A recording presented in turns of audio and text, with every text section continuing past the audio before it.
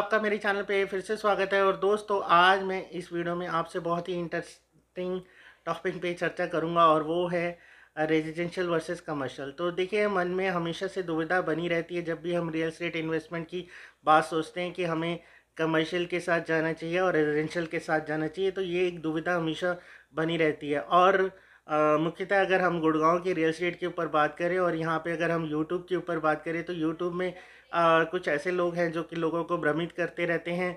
कुछ लोग हैं जो कि हमेशा रेजिडेंशियल को बोलते हैं रेजिडेंशियल सबसे अच्छा है, और कुछ लोग बोलते हैं कि कमर्शियल सबसे अच्छा है। तो देखिए, मैं पहले तो ये क्लियर कर दूं कि कभी भी कोई चीज़ अच्छी ही नहीं होती, मतलब सारी चीज़ें अच्छी अच्छी नहीं होती। तो सारे रेजिडेंशियल प्रोजेक्ट ही अच्छे नहीं हैं, ऐसे ही सारे कमर्शियल प्रोजेक्ट अच्छे नहीं हैं। ये आपको चुनना पड़ेगा, आपको ध्यान से आपको मतलब उस पर देखिए एक्सपर्टाइज अपनी जो भी नॉलेज आपको जितनी है वो लगानी पड़ेगी, तभी आप एक अच्छा प्रोजेक्ट चुन सकते हैं, चाहे वो रेजिडेंशियल हो चाहे वो कमर्शियल हो। तो पहले तो देखिए, मैं जैसे जो लोग कमेंट करते हैं कि नहीं, यूट्यूब पे इस तरह से मिस गाइड करते हैं कि नहीं कमर्शियल सारे बुरे हैं या फिर रेजिडेंशियल सारे अच्छे हैं या रेजिडेंशियल सारे बुरे हैं और कमर्शियल सारे अच्छे हैं।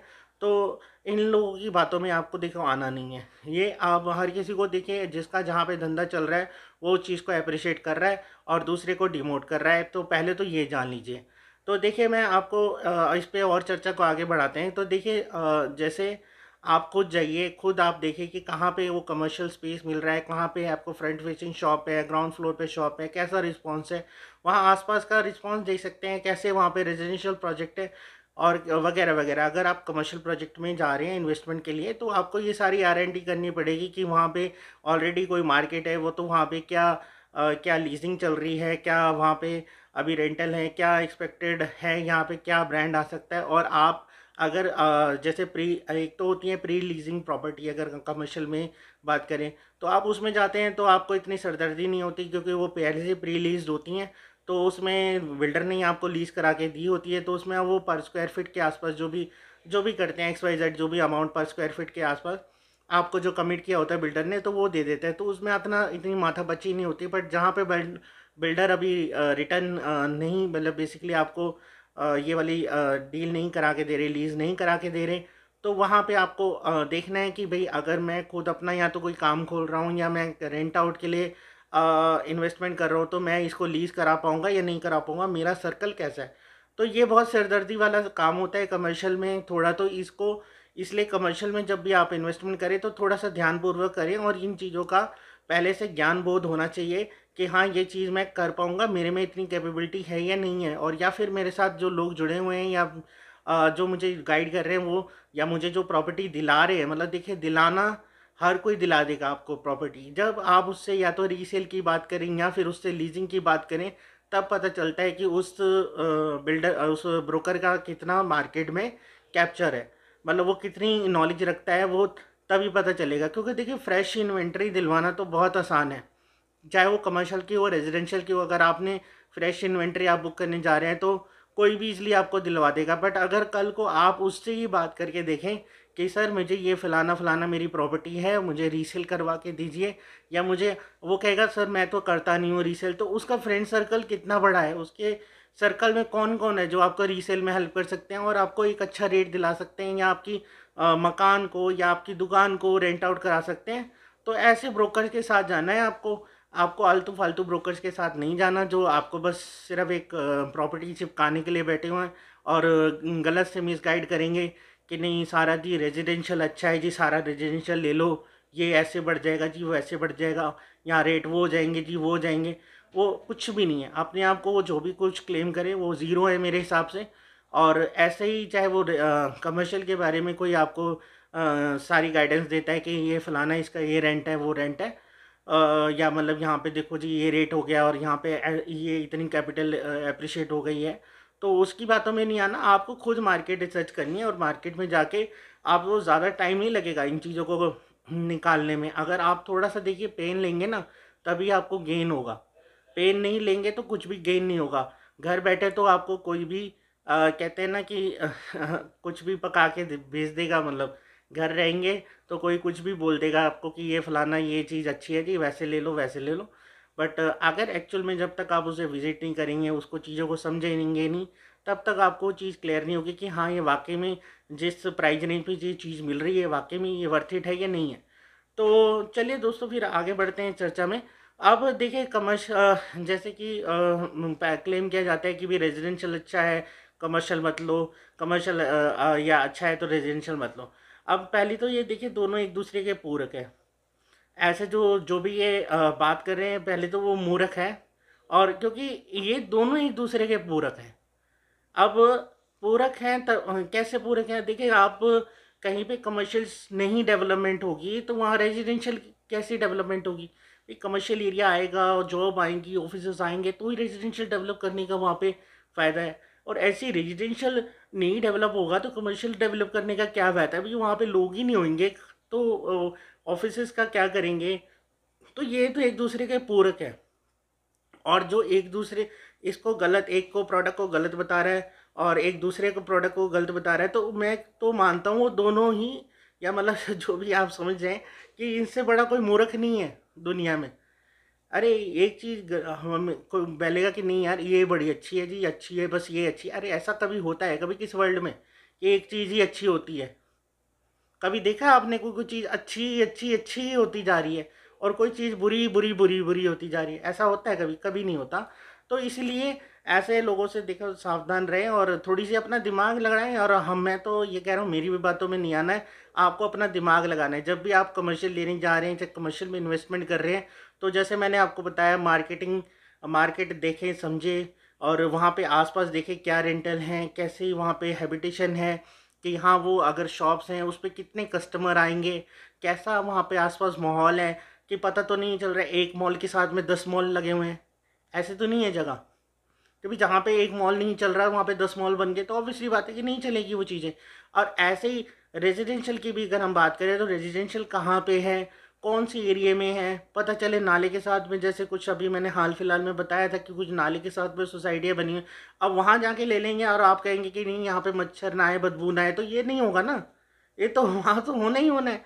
तो ऐसे ही है, मतलब कहने का मतलब ये है कि रेजिडेंशियल में भी अगर आपको चीज़ें देखनी है, ढूंढनी है, तो अच्छे से ढूंढनी है। मतलब लोकेशन आपको बहुत मैटर है, तो लोकेशन चाहे वो रेजिडेंशियल हो चाहे कमर्शियल हो, लोकेशन सबसे पहले आपको प्रायोरिटी देनी है कि लोकेशन। और फिर लेआउट कैसा है भाई, उस सोसाइटी का लेआउट कैसा है, उस कमर्शियल का लेआउट कैसा है भाई, फ्रंट फेसिंग में कितनी दुकानें आ रही हैं, ग्राउंड फ्लोर पे कितनी है। मैं तो ये कहता हूँ जैसे जो आजकल का जो कॉन्सेप्ट है, आप बिल्डर जो एसयू का जो कॉन्सेप्ट लेके आ रहे हैं, तो मेरे हिसाब से वो ठीक है। क्योंकि कस्टमर भी क्या होता है कि अगर हम बिल्डर के लिए भी वो चीज़ फ़ायदेमंद ही है और कस्टमर के लिए भी ठीक ही है। क्यों? क्योंकि देखिए वैसे भी ग्राउंड फ्लोर ही बिकता है। अगर हम देखा जाए तो ग्राउंड फ्लोर बिकता है, फर्स्ट फ्लोर की शॉप बिकती नहीं है। और वो फर्स्ट फ्लोर की शॉप बिकती नहीं है तो पूरी मार्केट पिट जाती है। अगर एक देखा जाए तो, क्योंकि नीचे की मार्केट चल रही होती है, ऊपर खाली होता है, उजाड़ होता है, मेंटेनेंस नहीं होती उसमें। आप देखेंगे तो बड़ी वाहिया सी लुक आती है उस मार्केट में। तो इसलिए एसयू को कॉन्सेप्ट लेके आया, बिल्डर की मजबूरी थी, क्योंकि फर्स्ट फ्लोर लोग ले लेते हैं, ग्राउंड फ्लोर ले लेते हैं, और जी फर्स्ट फ्लोर पे कोई हाथ ही नहीं डालता। तो ये चीज़ है, ग्राउंड फ्लोर ले लिया जी, फ्रंट फेसिंग शॉप ले ली। तो इसलिए एसयू जो लाना मजबूरी बन गई बिल्डर की। अब ठीक है उसका रेट जायज़ है नाजायज़ है वो मैं नहीं कह सकता, उसके ऊपर जो भी है वो आप अपना समझिए। तो एसयू इसलिए लाने पड़े बिल्डर को। और अब अगर हम रेजिडेंशियल की बात करते हैं, रेजिडेंशियल में भी आप देखिए तो धीरे धीरे आप देखिए माई वन आ रहे हैं, माई वन पे प्रोजेक्ट आ रहे हैं। अब ये माई वन आ रहे हैं, क्यों आ रहे हैं? क्योंकि आप जो जो पहले के आप सोचेंगे कि भाई ये बड़ा अच्छा हो गया जी, कॉन्सेप्ट माई वन आ रहा है और माई वन से बिल्डिंग की स्ट्रांगनेस बढ़ेगी, ये फलाना ढिंकाना, ये कुछ नहीं है। बिल्डर को यहाँ भी पैसा बचाना है, उसे लेबर कॉस्ट बहुत कम लगती है अगर आप वो माई वन यूज़ करता है। और आगे अगर हम एस्प्रिक्स जो यूज़ करते थे वो अब कॉस्टली पड़ गई हैं, वो अब कॉस्टली हो गई वो कंस्ट्रक्शन। तो इसलिए माई वन लेके आ रहे हैं, ये इसलिए नहीं लेके आ रहे कि आपके भले के लिए लेके आ रहे हैं। तो ये चीज़ आप सोचिए, क्योंकि उसको कंस्ट्रक्शन कॉस्ट एक, और आजकल रेरा आने से भी वो एक वो गाइडलाइंस बन गई कि भी ये प्रोजेक्ट को इतने लिमिटेड पीरियड में आपको कंप्लीट करना है। तो कई तरह की जो मैं कहूँगा रेस्ट्रिक्शंस इम्पोज हो गई हैं बिल्डर पे। तो इसलिए माई वन लेके आया, नहीं तो आपका भले के लिए नहीं है लेके आया माई वन। तो ये पहले तो ये ज्ञान होना चाहिए। और माई वन के जैसे मैंने आपको पहले भी कुछ ड्रॉबैक्स भी बताए थे, तो वो ड्रॉबैक्स भी आप जाके देख सकते हैं, जो मेरा पहले का वीडियो है। माई वन की कुछ डिसएडवांटेजेस भी हैं, एडवांटेज है तो डिसएडवांटेजेस भी हैं माई वन की। तो ये चीज़ आप ध्यान रखें कि कोई आपको कुछ भी बोल के, ऐसा ना हो कि कुछ भी बोल के कूड़ा बेच दे कि माई वन है जी, बहुत फलाना है जी, बहुत अच्छा है जी प्रोजेक्ट, इसके तो आसपास ये है जी, वो है। वो तो नाले के साथ लगा हुआ भी प्रोजेक्ट बेच देंगे आपको। उसके प्रोजेक्ट के लैंड के अंदर भी डिस्प्यूट हो तब भी बेच देंगे। उनको कोई मतलब नहीं है, आपकी कमीशन से मतलब है, उनको अपनी कमीशन से मतलब है कि कमीशन मिलेगी तो कुछ भी बेच दो। तो इसलिए भाई, चाहे आपका प्रोजेक्ट आया हो शमशान घाट के साथ आया हो, चाहे उसके साथ में नाला लग रहा है, कुछ भी लग रहा है, उनको इससे फ़र्क नहीं पड़ेगा। वो आपको ना उसकी जस्टिफिकेशन दे देंगे कि नहीं ऐसे नहीं जी, हाँ जी हाँ जी, ऐसे नहीं ऐसे। तो ऐसे लोगों से देखो दूर रहना है। और मैं सीधी सी बात कहूँ कि जैसे जो अभी चर्चा स्टार्ट हुई थी हमारी कि कमर्शियल और रेजिडेंशियल, तो ऐसे ही मैं आपको बताऊं कि कमर्शियल रेजिडेंशियल सारे अच्छे कोई नहीं होता। आपको रेजिडेंशियल भी जब चूज़ करना है वो भी बहुत ध्यानपूर्वक चूज़ करना है। और देखिए, अगर आपको हाई इमीडिएटली रिटर्न्स चाहिए थोड़े, और आपके पास पैसा अच्छा है, और मैं तो सीधे सीधे कहूँ बी पार्ट भी अगर आपके पास है तो आप, क्योंकि कमर्शियल में बी पार्ट चाहता है, सीधी सी बात है, बी पार्ट जाता है। तो कमर्शियल इन्वेस्टमेंट आप सोच सकते हैं। अगर आपके पास बी पार्ट में मनी है तो आप कमर्शियल इन्वेस्टमेंट में जा सकते हैं, क्योंकि कमर्शियल में यहाँ पे देखा गया कि रेंटल रिटर्न्स भी, अगर आप प्रॉपर्टी अच्छी तरह से चूज़ करते हैं और किसी एक्सपर्ट को, अच्छे एक्सपर्ट को लेके, ऐसे नहीं जो मार्केटिंग करने के लिए कुछ भी बेच रहे हैं, उनको नहीं, किसी अच्छे एक्सपर्ट को लेके अगर आप जाते हैं और उनसे गाइडेंस लेते हैं तो आपको कमर्शियल प्रॉपर्टी भी अच्छी मिल सकती है, चाहे वो गुड़गांव हो, चाहे कहीं पे भी, कोई भी इंडिया का किसी भी जगह पे। और ऐसे ही रेजिडेंशियल में भी अगर आप किसी अच्छे ब्रोकर से या अच्छे कंसल्टेंट से गाइडेंस लेंगे तो वो अच्छी प्रॉपर्टी ही आपको गाइड करेगा। तो ऐसे होता है ना, हम जिस ब्रोकर्स है क्या, एजेंट ही तो हैं। अब आप मान लीजिए कोई होटल या किसी एजेंट के थ्रू बुक करते हैं, तो आप अगर उसको ये बोलिए कि भाई हम, मुझे चीज़ चाहिए अच्छी, और आप मुझे कमीशन के ऊपर वो नहीं है कि भाई कमीशन तेरे को क्या मिल रही है क्या नहीं मिल रही, वो मुझे नहीं लेना देना, बट मेरे को चीज़ दिलवा दे अच्छी। क्योंकि यहाँ पे ये देखा गया है कि आजकल क्या हो रहा है कि कस्टमर भी ये देख रहे हैं कि भाई मेरे को क्या रिटर्न मिल रहा है, मुझे क्या गिफ्ट मिल रहा है, और या मुझे बेसिकली कमीशन से ब्रोकर क्या रिटर्न दे रहा है, तो उसको भी देख के बुक करा लेते हैं। यार ये तो देखो कि हाँ यार, वो प्रॉपर्टी आपने बुक तो करा ली 2-4 लाख रुपए के लिए, पर वाकई में उसकी उतनी वर्थ थी या नहीं थी। भाई आपने 2-3 लाख रुपए सेव हो रहे थे आपके, आपने लालच में करा लिया। ये तो देखो कि वो सेव कहाँ से हो रहे हैं, आपके पैसे में से तो जा रहे हैं। भाई अपनी जेब से तो ना तो ब्रोकर दे रहा है ना बिल्डर दे रहा है, वो आप ही के पैसे हैं, आप ही को रिटर्न दे दिए जा रहे हैं, और आपको ऐसी प्रॉपर्टी चेप दी जा रही है उसके चक्कर में, जो शायद आगे जाके उस, जो आज जो प्राइस पे जिस पे आप खरीद रहे हो उससे 40-50 लाख रुपए नीचे बिकेगी। आप रीसेल रीसेल ज़रूर चेक कर लीजिए, देखिए कहीं पे भी आप अफोर्डेबल, सॉरी, अगर आप कहीं पे भी आप रेजिडेंशियल भी ले रहे हैं, अगर अंडर कंस्ट्रक्शन प्रोजेक्ट है तो उसके अगर कुछ टावर्स में पोजीशन हो चुकी है या पुराने हैं तो वहाँ पे रीसेल ज़रूर चेक कर लीजिए। इसमें थोड़ी सी मेहनत लगेगी, पर ये आपको ज़रूर चेक करना है कि हाँ यार, जो प्रोजेक्ट में मैं आज के टाइम में कुछ टावर जो अंडर कंस्ट्रक्शन वहाँ पे ले रहा हूँ, तो यहाँ पे क्या रेट मिल रहा है, और जो पुराने हैं जो ऑलरेडी या तो अंडर कंस्ट्रक्शन फेज़ में ही है, मतलब मे बी पोजीशन नहीं हुआ, या फिर वहाँ पे पोजीशन हो चुका है, तो वहाँ पे क्या रेट चल रहा है। ये तो आपको देखो दिमाग लगाना ही है, ऐसे ही आप पैसे बचाओगे, चाहे कमर्शियल में या कहीं पे भी। मैं तो हमेशा से कहते आया हूँ कि जब भी आप कोई इन्वेस्टमेंट करें तो ठीक है, बात आप सबकी सुन लें कि भी बात जो भी कह रहा है ब्रोकर ने, आपने 10 ब्रोकर से बात करी, आपने 10 की बात सुन ली, बट जाके अपने आप R&D नहीं करोगे, जब तक आप चीज़ों को नहीं समझोगे, जाके नहीं अपनी स्ट्रैटेजी बनाओगे, तब तक तो नुकसान ही पाओगे, चाहे वो रेजिडेंशियल हो चाहे कमर्शियल हो। तो इसमें तो कोई वो सवाल नहीं रहता कि भाई कौन सी चीज़ अच्छी है कौन सी चीज़ बुरी। अब कई लोग ऐसे मिलेंगे मार्केट में जिसने कमर्शियल लिया हुआ था, वो अच्छा कर गए और अच्छा पैसा बना गए, और कईयों ने रेजिडेंशियल उसके साथ में लिया था वो पिट गए। और कई जगह पे उल्टा मिलेगा भी, कईयों ने कमर्शियल रेजिडेंशियल में अच्छा कमा लिया और कमर्शियल में पिट गए। ठीक है, वो रेशो ऊपर नीचे हो सकता है कि भी 70-30, 40-50 ऐसा हो सकता है, बट ये सब कमाई जो है ना, और ये सब दिमाग है, आपको खुद जाके R&D करनी है। आपको चीज़ें हैं, आजकल गूगल है, बहुत सारी चीज़ें हैं, बहुत सारी नॉलेज है। अगर अच्छे कंसल्टेंट आप ढूंढेंगे तो मिलेंगे मार्केट में, बहुत तरीके के लोग मिलेंगे, तो आप उनसे गाइडेंस लीजिए, और थोड़ा सा अपना दिमाग लगाइए कि हाँ यार, वाकई में जब मैं ये चीज़ यहाँ पे इन्वेस्ट कर रहा हूँ, चाहे वो रेजिडेंशियल कर रहा हूँ चाहे मैं कमर्शियल कर रहा हूँ, तो ये इस चीज़ के लिए वर्थ है नहीं है, आगे कैसा रहेगा। तो ये हमारा जो विज़न होना चाहिए ना, मतलब लंबा होना चाहिए। जब भी कोई इन्वेस्टमेंट कर रहे हैं तो हमें थोड़ा सा लंबे से हॉराइजन से सोचना चाहिए, मतलब जो विज़न हमारा थोड़ा बड़ा होना चाहिए। कहने का मतलब हमें देखना चाहिए कि हाँ यार, आज शायद यहाँ पे चीज़ें उतनी ये रेट पे मिल रही हैं, तो कल इन फ्यूचर जब क्या रेट होगा, कैसे होगा, तो ये सारा विज़न आपको क्लियर होना चाहिए माइंड में। तो ये सब चीज़ों का ध्यान रख। हाँ, तो बस यही था कहने का मतलब दोस्तों कि देखो, जब भी आप कोई इन्वेस्टमेंट करने जा रहे हैं, चाहे रेजिडेंशियल में करने जा रहे हैं, कमर्शियल में करने जा रहे हैं, तो आपको पूरा अपना होमवर्क करके जाना है। और बहुत से क्वेश्चंस होते हैं जो आपको अपने माइंड में रख के जाने चाहिए। और पहले से ही अगर कोई, जैसे कोई आप रेजिडेंशियल प्रोजेक्ट लेने जा रहे हैं, तो वहाँ पे पहले तो बेसिकली मोटा मोटा ये देख लीजिए कि वहाँ पे उसके आसपास कोई प्रॉब्लम ना हो। उस रेजिडेंशियल प्रोजेक्ट के आसपास, जैसे मैंने पहले भी अपने वीडियो में बता चुका हूँ, रेवेन्यू रास्ता ना हो उसमें, या फिर उसमें क्रिमिनेशन ग्राउंड ना लगता हो, इस तरह से जैसे, और जो वेटलैंड जोन में ना हो, जैसे द्वारका एक्सप्रेसवे के कई प्रोजेक्ट आते हैं जो वेटलैंड जोन में आते हैं। तो ये सारी बातों का आपको ध्यान रखना है। और ये बातों का ध्यान नहीं रखेंगे तो फिर नुकसान आपका ही होगा इन फ्यूचर। और ये सारी बातें आपने क्लियर कर ली, फिर उसके आसपास अगर कोई प्रोजेक्ट डिलीवर है तो वहाँ क्या रेट चल रहा है, आपको उस देखिए पर्टिकुलर प्रोजेक्ट का ही रेट नहीं देखना, उसके आसपास के प्रोजेक्ट का रेट भी देखना है। तो ये सारा R&D आपको करनी पड़ेगी, तब उसके बाद आप उसमें आगे बढ़िए। और उसका क्या साइज़ है आसपास के प्रोजेक्ट का, तो ये सारी R&D आपको देखो करनी पड़ेगी। मैं अपने वीडियोस में पहले भी बताता आया हूँ और अब भी यही बता रहा हूँ कि इस तरह से आप R&D कर सकते हैं। और इसी तरह से कमर्शियल मार्केट में भी देखिए, देखिए आसपास में क्या सा कमर्शियल है, क्या है, क्या बहुत ज़्यादा कमर्शियल तो नहीं है उस एरिया में। और रेजिडेंशियल या तो ज़्यादा है तो वो बेहतरीन है, क्योंकि देखिए रेजिडेंशियल अगर एरिया ज़्यादा होगा, कमर्शियल एरिया वहाँ पे कम होगा, या कमर्शियल चीज़ें कम होंगी, तो ऑब्वियसली बात है कि वो कमर्शियल जो सिंगल इकलौता वो रेजिडेंशियल के बीच में अच्छा खासा चलेगा।